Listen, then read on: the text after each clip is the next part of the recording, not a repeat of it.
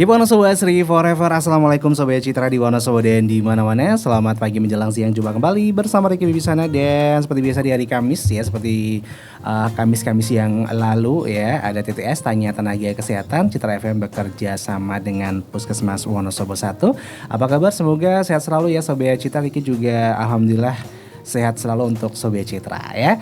Dan 1 jam ke depan sampai nanti jam 11 Sobat Citra, kita akan bersama narasumber kita yang tentunya sangat berkompeten di bidangnya. Ini kita sapa dulu, ada Dr. Alima Falika Izi. Selamat pagi Dok, apa kabar? Pagi Mas, baik. Sehat ya? Alhamdulillah. Ya, oke, dan Riki juga menyiapkan untuk Sobat Citra yang sedang mendengarkan juga via streaming di jogjastreamers.com dimanapun Anda berada. Selamat bergabung bersama Riki dan juga bersama Dr. Alima. Ini panggilnya Alima ya Dok? Alima ya? Alima, oke. Ya, untuk tema kita hari ini spesial di 20 Juni 2024 ya Sobat Citra, ini ada penyuluhan TB paru atau sering juga disebut dengan TBC ya Dok ya. Oke, dan mungkin perkenalan dulu nih, monggo Dokter Alima, udah berapa minggu di Wonosobo, udah berapa minggu di Puskesmas Wonosobo 1? Oh iya, saya Alima dari Semarang. Di Wonosobo sebenarnya udah lama sih Mas. Udah lama ya? Dari November. Dari November ya, wow. Cuma di Puskesmas Wonosobo baru kayak belum sebulan gitu. Belum sebulan ya, oke. Sekitar 3 mingguan lah ya Dok 3 ya. mingguan, Ya, gimana sih rasanya di Wonosobo dengan di Semarang? Beda jauh. Beda jauh ya. Ini beberapa hari ini lagi dingin banget ya Dok ya, kalau pagi ya. Iya benar-benar. Ini udah penyesuaian belum Dok? Udah ya. Ya. Ini di Wonosobo udah kemana aja nih Dok? Nggak banyak sih Mas, banyak, paling ya? Cuma ke Telaga Menjer kayak gitu. Ke Dieng. Iya, Oke, luar biasa. Oke, balik lagi ke tema kita hari ini. Mungkin kita langsung tanya dulu, TB itu apa sih Dokter Alima, mungkin bisa dijelaskan. Oh ya, jadi TB atau biasanya kan orang kenalnya TBC ya. Sebenarnya itu TB atau TBC itu sama aja. Atau mungkin orang juga pahamnya flek basah itu juga sama aja. Jadi itu kan merupakan suatu penyakit infeksi yang disebabkan oleh bakteri namanya Mycobacterium tuberculosis. Nah, kalau TB sendiri itu dia bisa menyerang di berbagai organ kayak di otak, di kulit, di usus gitu. Tapi juga paling seringnya itu di paru-paru. Di paru-paru ya. Ya. Oke, ini untuk TB sendiri ini bukan penyakit keturunan ya Dok ya? Oh bukan. Bukan ya? Ya jadi dia itu penyakit infeksi ya, penyakit yang menular dari orang lain ke orang lain, bukan keturunan. Iya, oke. Dan untuk TB ini sendiri di Wonosobo gimana nih menurut Dokter Alima? Yang mungkin udah sering langsung bertemu dengan pasien ya Dok ya? Cukup banyak. Cukup banyak ya Dok. Iya, apalagi udara Wonosobo kan dingin. Itu lembab ya kadang ya. Dingin, lembab itu kan merupakan tempat terbaik buat perkembangan kuman TB itu sendiri. Iya, oke. Nah, untuk TB sendiri Dok, ini biasanya berkembang biaknya tuh di mana sih Dok? Berkembang biaknya dia itu bisa di suhu ruangan biasa, apalagi di tempat yang dingin, sejuk, terus lembab. Nah itu dia gampang banget berkembang biak. Nah dia itu biasanya kalau di dalam ruangan gitu dia bisa hidup sampai bertahun-tahun, bahkan sampai 2 tahun itu bisa hidup. Bisa hidup ya Dok ya? Iya, mungkin dia kayak berhibernasi gitu ya. Iya benar, itu bernasi. Iya, oke. TB ini kan Mycobacterium ya. Iya. Nah, ini kan menyerang semua organ ya Dok ya. Misalnya aja kulit gitu kan, terus otak, usus. Nah, ini tapi kebanyakan juga di paru-paru Dok ya. Paling banyak menyerang paru-paru. Itu kenapa ya Dok ya? Iya, karena kan kalau di paru-paru sendiri itu kan dia kayak akan oksigen ya.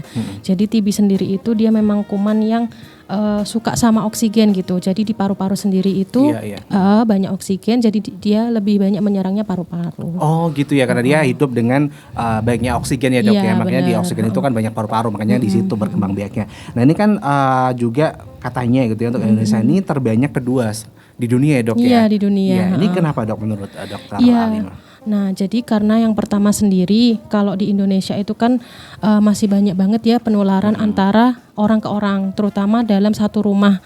Itu biasanya kayak penyebaran antara dari ayah, ibu, anak itu masih banyak. Terus yang kedua karena juga kalau di Indonesia juga lingkungannya kan masih padat ya Mas, apalagi di desa itu kan juga kadang rumahnya kayak berhimpitan gitu ya. Terus juga karena mungkin orang-orang juga masih kurang paham terkait penyakit dari TB itu sendiri. Oke. Ya, ini untuk orang yang terkena TBC nih Dok ya. Ini biasanya punya ciri-ciri nggak sih Dok?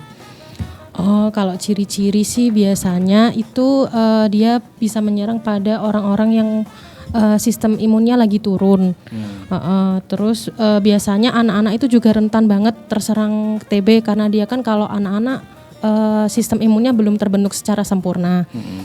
Terus orang yang merokok, terus orang yang gizi buruk atau kekurangan gizi kayak gitu. Iya, oke. Jadi faktor resikonya ini terutama untuk orang yang daya tahan tubuhnya itu sering menurun gitu ya. Iya, benar. Oke, untuk orang-orang yang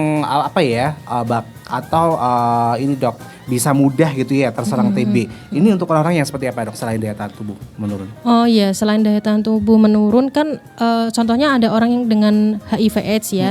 Orang dengan HIV/AIDS, orang dengan penyakit yang lama seperti diabetes mellitus. Terus juga orang-orang tua itu juga rentan gitu. Ya gitu ya Dok ya. Oke, dan untuk gejala-gejalanya Dok ini bisa disebutkan untuk gejala orang yang terkena TB?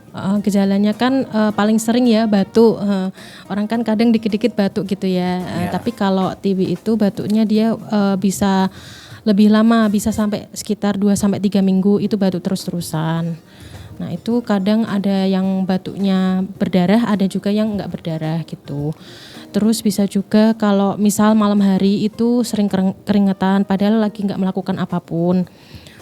Terus juga ada sesak napas atau nyeri dada. Terus habis itu kok tiba-tiba berat badannya makin lama makin turun ya padahal makannya biasa aja kayak gitu. Iya.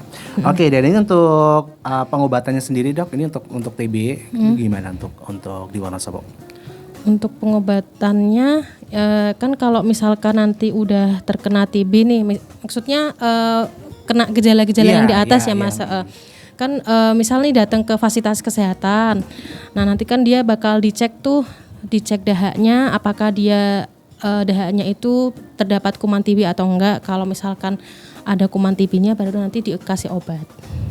Iya gitu ya Dok ya. Oke, untuk penularannya sendiri gimana Dok ini untuk TB itu kan katanya kan penularannya begitu cepat gitu ya. Bahkan satu orang aja nih bisa menurunkan ke 10 sampai 15 orang. Iya. Ini untuk penularan TB sendiri gimana nih Dok? Oke, kalau penularannya sendiri itu dia dari droplet. Droplet itu jadi misalkan kita batuk atau bersin itu kan kayak ada percikan udara.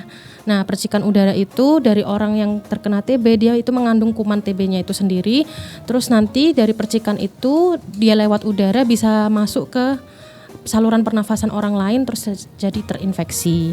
Terus bisa juga karena lingkungan yang padat penduduk gitu ya, rumahnya yang kecil-kecil itu nggak ada ventilasinya kan kurang bagus. Nah, kurang pencahayaan jadi rumahnya jadi gelap, itu jadi sumber pertumbuhan dari kuman TB itu sendiri. Iya, jadi biasanya lewat droplet gitu ya Dok ya. Kalau lewat sentuhan gitu bisa nggak Dok? Kalau sentuhan enggak. Enggak ya, banyak lewat droplet. Jadi makanya kalau misalnya orang yang kena TB gitu kan, ini emang harus pakai masker ya Dok ya. Ketika bersin atau batuk ini bisa nggak kemana-mana gitu ya Dok ya. Oke, ini TBC ini kan juga mudah menular pada anak-anak ya Dok ya. Dimana TBC pada anak ini tidak menular karena pada anak yang terserang bukan di parut tapi kelenjar. Benarkah seperti itu Dok? Iya, jadi kan kalau anak terutama itu kan sistem daya tahan tubuhnya masih kurang. Jadi dia emang sering banget atau mudah buat terkena infeksi dari orang lain. Nah, kalau misalkan dari suatu keluarga itu di rumahnya ada yang anaknya terkena TB gitu, kita harus mencari kayak sumbernya gitu. Sumbernya itu dari mana dulu. Nah, kalau kita udah ketemu sumbernya, nah nanti kalau bisa kita obati secara keseluruhan dari satu keluarga itu sendiri. Oh gitu ya Dok ya. Ya memang sedikit agak ribet juga misalnya kayak gitu ya Dok ya. Jadi harus di tracking gitu ya. Oke, ya Dok, untuk pemeriksaan TB sendiri gimana Dok ini untuk orang yang bisa ketahuan TB atau enggak gitu? Jadi kan pertama biasanya yang paling cepat itu kan dari tes dahaknya itu ya. Jadi kan kita ngeluarin dahak itu nanti dikasih 2 pot, ada pengeluaran dahak yang sewaktu itu waktu datang ke fasilitas kesehatan itu dikeluarin dahaknya, yang satu lagi besok pagi waktu bangun. Nah, itu juga langsung dikasih ke fasilitas kesehatan. Nah, setelah itu nanti kan akan dicek sama, jadi kan untuk pengecekannya ada beberapa macam ya, tapi kalau yang sering dipakai itu kan TCM atau tes cepat molekular. Nah, itu kan dia bisa mengetahui ada tidaknya dari kuman TB itu sendiri, sama ada enggaknya dia resisten atau kebal enggak sama antibiotik dari TB-nya itu sendiri. Nah, kalau pemeriksaan lain itu dia bisa pakai pengecatan, jadi nanti dia waktu dicat itu kumannya itu kelihatan batang warna merah. Atau bisa juga dari foto ronsen, nanti ronsennya itu bakal kelihatan kayak normalnya kan ronsen orang normal itu kan paru-parunya warna hitam, nah nanti dia kayak ada bercak-bercak putihnya gitu. Gitu ya, dan itu ternyata ada bakterinya gitu ya, Dok, ada bakterinya. Oke, ya untuk ini Dok, itu kan biasanya yang yang diperiksa adalah dahaknya ya. Nanti cara mengeluarkan dahak yang benar gimana nih Dok? Oke, jadi kalau emang kan kadang susah Mas kalau nggak batuk buat ngeluarin dahak. Nah, jadi kalau mau ngeluarin dahak itu bisa tarik nafas dulu yang dalam 3 kali, terus kayak kita sentakkan gitu buat batuk keluarin dahak. Atau bisa juga kita sebelumnya kita minum yang hangat-hangat atau menghirup uap hangat gitu, atau juga kita coba lari-lari kecil di tempat gitu. Iya, seperti itu ya Dok ya. Oke, iya kita jadikan dulu ya Dok ya. Dan untuk sahabat kita jangan kemana-mana, kita masih bersama Dr. Alima ya. Untuk tema kita hari yaitu penyuluhan TB paru atau TBC. Jadi di Wonosobo ini termasuk masih banyak juga ya penderita TBC ya Dok ya. Oke, jangan kemana-mana Sobat Citra, tetap stay tune di 98.8 Citra FM Wonosobo banget. 98.8 Citra FM Wonosobo banget Sobat Citra ya, masih bersama Ricky Wibisana. Dan tentunya kita masih membahas tema kita hari ini Sobat Citra ya, penyuluhan TB paru, di mana kita juga masih bersama Dr. Alima Sobat Citra sampai jam 11 aja ya. Dan ini udah tinggal beberapa menit lagi ya Dok ya. Kita udah bahas tentang TB, pengobatan dan lain sebagainya. Dan sekarang kita mungkin ke pencegahan ya Dok ya, di mana pencegahannya juga sangat penting sekali ya, karena memang penyakit ini juga sangat menular dan sangat mematikan ya Dok ya. Monggo Dok, untuk pencegahan penularan TB sendiri gimana Dok? Oh iya, kalau buat mencegah itu yang pasti yang pertama kalau misalkan seseorang udah kena TB ya harus minum obatnya sampai tuntas. Terus yang paling penting itu pakai masker atau menjaga kalau misalkan batuk atau bersinnya itu jangan sampai menular ke orang lain. Terus juga kalau bisa dari di rumah gitu ventilasinya dibuka, jendelanya dibuka, jadi biar rumahnya itu dapat pencahayaan, karena kan kalau dia sinar matahari itu masuk ke rumah itu kuman TB itu bisa mati dalam sekitar 1-2 jam. 1-2 jam ya Dok, kalau kena sinar matahari. Kena sinar matahari. Terus juga bisa misalkan habis bertemu dengan orang yang kena TB, kalau bisa cuci tangan gitu.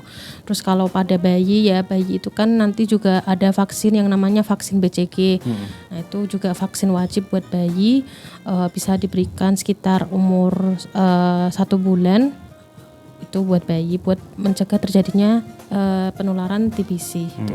Iya. Oke, berarti ini ada ya Dok, untuk bayi itu ada vaksinasi BCG ya Dok ya. Iya, ini untuk vaksin BCG sendiri itu apa sih Dok ini? Vaksin BCG itu kan kalau dari namanya kan ada basil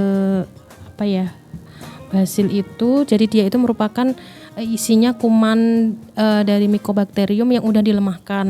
Nah, kuman itu nanti akan divaksin ke tubuh bayi buat merangsang terbentuknya antibodi gitu. Jadi nanti sebelum bayi itu besar dia udah punya antibodi sendiri buat menyerang dari kuman TB. Oh gitu ya. Oke, ini sebaiknya untuk bayinya berumur pada berapa bulan Dok? Kalau bisa kan sebelum 1 bulan udah dikasih. Tapi paling lambat ya 2-3 bulan. sampai 3 bulan gitu ya. Oke, luar biasa banget Sobat Citra untuk tema kita hari ini ya, penyuluhan TB paru bersama Dr. Alima Falika Izi yang sekarang sedang bertugas di Puskesmas Wonosobo 1 ya Dok ya, yang sebelumnya di RSI ya. Oke, makin betah aja Dok di Wonosobo atau gimana Dok? Betah ya. Nyaman ya Dok ya, udaranya juga sejuk gitu kan. Terus nggak begitu panas dan juga dinginnya juga nggak dingin banget lah ya, kayak di Dieng ya. Cocok ya. Oke Dok, mungkin untuk kesimpulan Dok, ada yang mau disampaikan untuk masyarakat Wonosobo berhubungan dengan TB Dok? Oh ya, buat pendengar setia Citra FM dan masyarakat Wonosobo sekitar ya. Jadi kalau misalkan ada keluarga atau tetangganya kena TB paru, yang utamanya ya jangan dikucilkan. Ya kita juga bantu support, bantu motivasi biar dia itu mau minum obat dan sembuh. Terus juga kalau misalkan menemukan gejala-gejala yang sudah dijelaskan tadi, baik dari keluarganya bisa langsung segera ke fasilitas kesehatan buat dicek lebih lanjut gitu. Jadi semakin cepat mengetahui kan semakin bagus ya buat pengobatannya. Oke, begitu ya. Oke, terima kasih ya dokter untuk waktunya udah datang ke Citra FM juga. Sama-sama. Iya, sehat-sehat ya Dok ya. Selamat bertugas kembali. Semoga nanti bisa ketemu lagi dalam kesempatan ya Dok ya. Dengan pembahasan yang berbeda tentunya ya. Oke, dan terima kasih Sobat Citra. Terus nantikan TTS Tanya Tenaga Kesehatan setiap hari Kamis di jam 10 sampai jam 11. Citra FM bekerja sama dengan Puskesmas Wonosobo 1. Demikian dan akhirnya Keep Wonosobo ASI Forever. Saya Riki Bisana pamit, Dr. Alima juga pamit ya Dok ya. Wassalamualaikum. Bareng.